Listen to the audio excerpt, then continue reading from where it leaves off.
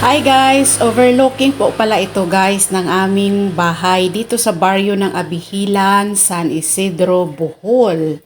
So yun, bago ang lahat guys, intro muna tayo.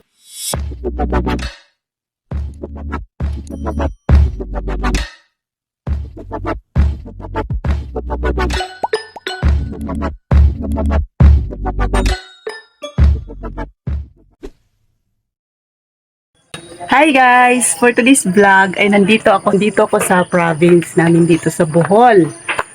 Naku, yung kilikili ko, kumusta naman? So nandito pala ako guys. Ayan. Dito ako sa bahay ni mama ko. Dito ako sa bahay ng mama ko sa probinsya ng Bohol. Dito sa Abihilan. Yan, hello! Magbuhay Abihilan! Abihilan, San Isidro, Bohol. Ayan, dito ako guys, oh. Dito ako sa pinakagilid ng rooftop. Hindi ba ito rooftop? Terrace. Ayan. Hindi pa masyadong tapos yung bahay. Pero happy ako guys kasi napagawa siya ng kapatid kong isa. Yung bahay. Kahit utang, ayan, yung kilikili ko. Kahit utang, napagawa pa rin niya yung bahay namin. Ayan. So ako sa Lipusa na naman ako guys. Sa Lipusa na naman yan yung lingkod dito. Yan. Walang ambag sa buhay. Ayan. Yan, ganyan ako. Hi guys! Andito pala kami nagakuha si Good morning, guys! Ayan ate ko. Panganay namin guys si ate Ani Annalisa. Ayan. Gawa pa kayo no? Libat na ako. Tiyan. Ito, kanipod siya guys. Ako pa kumangkon. Bunso ni ate Ani. Si Iris Claire. Subscribe niyo siya guys. Ay, sa galit kayo mong kuhan? Subscribe, Claire Pacquiao. Claire Pacquiao. Ayan. Dami na siyang subscriber. Dumagdag na kayo guys. Sige na. Tapos ito naman, yung isang kapatid, si Lilia. Ayan, si Lilia guys. Ito yung nagpapagawa ng bahay. Ayan siya guys. So. Iba nurse. Nurse, madlog to ko Hindi rin makasya to ginana. Sa mga lugar. Asan po ang ay dapat. Ay, balik. Ano po akong isa ka manghod guys. So, si Gina. Kika ni siya og Mindanao. Dalaga sa karon guys. Dalaga sa karon ka. Masibana diri wa say anak ko. Dalaga. So ayan guys, yun yung pinakaharap ng bahay. Ayan, yung pinakaharap ng bahay namin diyan. Sa ibaba diyan yung kalsada. So yan yung pinakahagdanan, pinaka-entrance ng papunta doon sa may pintuan. So, akyat tayo guys. Tutor ko kayo. Tutor kayo sa aming munting tahanan. So, pagpasensyahan nyo na guys. Ayan. Simpleng bahay lang namin. Pero, thank you God. Kasi may bahay. May bahay kami. Ayan. So, ayan guys. Sa itaas, medyo bundok-bundok pa. Kakahuyan. So, ayan yung pinaka main door. Medyo makalat naman siya, pero okay lang. Ganun talaga. So, ayan, mga halaman. Maraming halaman niya dati. Kaso, nasira nung nagpagawa nga dyan ng bahay. So, ayan yung terrace. Dyan ako kanina, guys. So, ayan yung pinto. So, sinara ko muna para makita niyo yung pinto na gawa sa Molavi. Ayan. So, yan, buksan na natin. So, yan, tuloy-tuloy lang tayo, guys, sa pag-tutor. Tour talaga. So, yan ang pinakasala. May 2 kwarto. Yan, kwarto number 1. So, yan, di pa naligpit yung higaan. Yan yung kwarto number 2. So, wala pa siyang arkuba, guys, or kisame. Maraming pang kulang. Pero, okay naman na siya tirahan.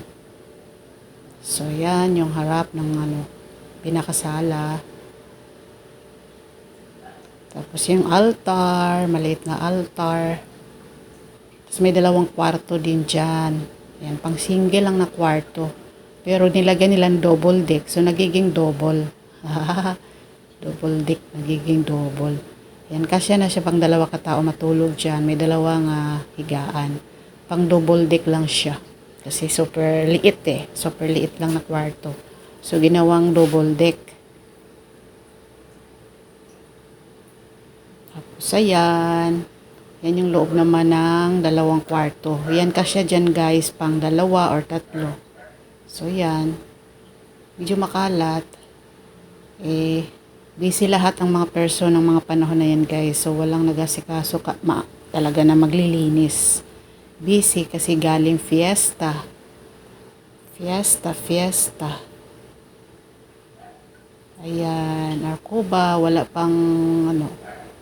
pa siyang kisame. Pero mahalaga, natitirhan na siya.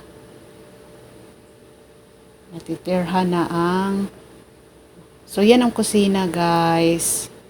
Ayan. So, ayan si Iris Clear. Nakita ng bahagya. Wala din kasami pa yung kusina. Medyo open pa siya. Marami pang kulang. So, yan. Habang nagkakape yung iba. Ako naman nagvi-video. Ayan si Ate Ani. Ayan, busy sila kakamarites dun sa may kusina. So, yan si Lilia. Yan, kwento-kwentuhan lang ng buhay-buhay. Ayan, daling ko kayo dyan sa guys. Sa CR. Ayan. CR nila, naka-tiles na rin siya. Tapos, ayan. Wala siyang mano-mano lang siya guys. Ayan. Dati wala yan silang tubig dyan guys. So, igib, pero ngayon, meron na silang tubig gripo. Tapos yan yung dati nilang CR.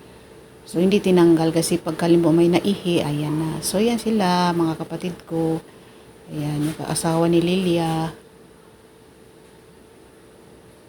Ganun lang kasimple. Wala pa silang gasol or puro dirty, panggatong pa yung gamit para sa pagluluto. So, dyan sa labas, ayan, maglalaba, maghuhugas. Tapos, yan naman yung pinakalabas, yung terrace, ayan.